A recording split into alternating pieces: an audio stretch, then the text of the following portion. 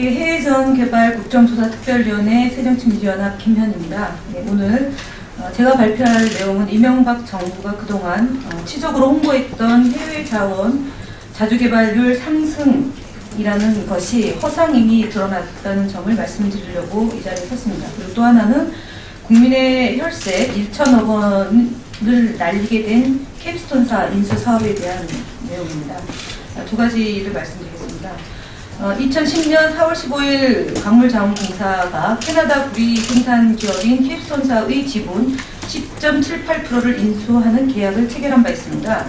해당 사업 규모는 총 1억 7,600만 캐나다 달러로 하나로는 1,961억 원에 달하는 대규모 지분 인수 사업이었습니다. 그런데 사업 인수 4년이 지난 지금까지 단 하나의 구리도 확보를 하지 못했을 뿐만 아니라 주가 폭락으로 인해서 1천억 원에 달하는 손해를 본 것으로 나타났습니다. 그리고 편법과 꼼수를 통해서 자주개발률이 대폭 상승한 것처럼 국민을 기만한 사실이 드러났습니다. 이 사업의 문제점에 대해서 말씀을 드리겠습니다. 첫 번째, 사업 선정 단계부터 투명하지 못했습니다. 2010년도 4월 28일 광물공사는 2010년 M&A 시행 계획을 수립했는데요. 해당 계획서에는 총 7개 광물회사에 대한 M&A 우선순위를 정했는데 당시 캡스톤사는 5위에 불과한 최하위권 기업이었습니다. 하지만 같은 해 7월 광물공사는 캡스톤사와 당초 계획상 순위에도 없었던 칠레 쿼트라 마이닝사를 최우선 대상 기업으로 선정했습니다. 우선순위 최하위권 기업과 순위에도 들지 못한 기업이 단 3개월 만에 최우선 대상 기업으로 선정된 것입니다.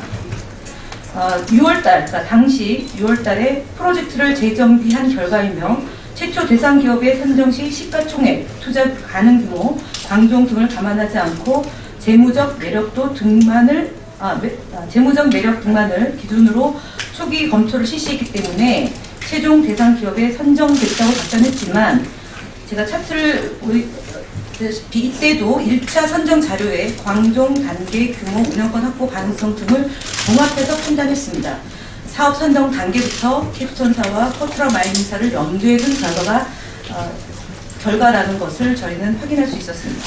두 번째, 이명박 정부가 강조한 자주개발률의 허실이 그대로 드러났습니다. 2008년 1차 국가에너지 기본계획, 2009년 제4차 해외자원개발 기본계획, 2012년 감사원 감사 결과에 따르면 자주개발량은 해외자원개발투자처의 총 생산량 중 국내 기업의 지분율이며 이를 자원의 총 수입량으로 나누어 자주개발률을 선정한다고 명시됐습니다. 광물공사의 캡스톤사 지분 인수 사업의 경우 자원 확보가 목적이 아닌 지분 인수를 통한 경영권 확보가 목적인 사업으로 캡스톤사 지분 인수를 통해 얻을 수 있는 이익은 오직 주가 상승을 통한 주식 차익분밖에 없으며 별도의 오프테이크 협상을 실시하지 않았습니다.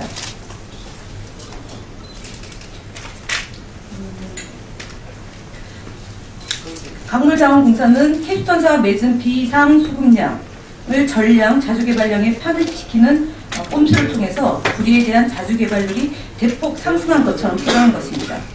광물자원공사의 자료에 따르면 2011년 인수 직후부터 2013년까지 캡스톤사 인수에 따른 자주개발량을 최소 3만 5천 톤부터 최대 4만 톤까지 책정했으며 우리나라 자주개발률의 40%에 육박하는 수치입니다. 그런데 이것 역시 허상에 불과했습니다. 비상수급량의 경우는 국내 기업이 임의로 판매할 수 있는 물량에서 제외되어야 함에도 불구하고 자주개발률을 높이기 위해 비상수급량까지 동원해 계산한 것입니다. 현실적으로 판매가 불가능한 비상수급량까지 동원하면서 자주개발률을 높여야 했던 배경에 대해 광물공사 측은 해명하지 못하고 있으며 이명박 정부가 강조한 자주개발률 획득을 위해 편법을 동원한 사업이라는 것이 밝혀졌고요. 이에 대해서 추가 조사할 계획입니다. 그리고 마지막으로 아까 말씀드린 1천억 손해보는 것입니다. 2011년도 4월 15일 캡스톤사 지분 10.78%를 인수하기로 하면서 인수 주가를 4.3526 캐나다 달러로 책정했습니다. 그러나 2015년 1월 현재 해당 주가는 1.23 캐나다 달러에 불과해 인수 시점에 대비해서 59%가 폭락했으며 손실액이 1천억 원에 달하고 있습니다. 이런 주가 폭락은 주식 매입 전 충분히 예측 가능했습니다. 광물자원공사가 주식을 매입하기 반년 전인 2010년 6월달의 키스톤사 주가는 2 캐나다 달러에 불과했습니다. 이상할 정도로 이후 폭증한 것으로 나타났습니다. 도표를 잠깐 보여드리겠습니다. 이것이 당시의 2010년도 상황이고요. 2011년도에 주가가 올라갔을 때의 상황입니다. 아까 말씀드린 이런 비정상적인 시장 상황을 면밀히 살피지 않고 인수 시점인 5일 평균 주가 기준 1% 할인된 가격으로 매입한 강물공사는 스스로 손해를 자초한 것이나 다름없습니다. 또한 강물공사 이사회는 이 사실을 매 이사회마다 보고받았으며 주가 폭락에 대한 어떠한 대책도 마련하지 않은 것이 지난 1월 감사원 감사 결과 적발된 바 있습니다.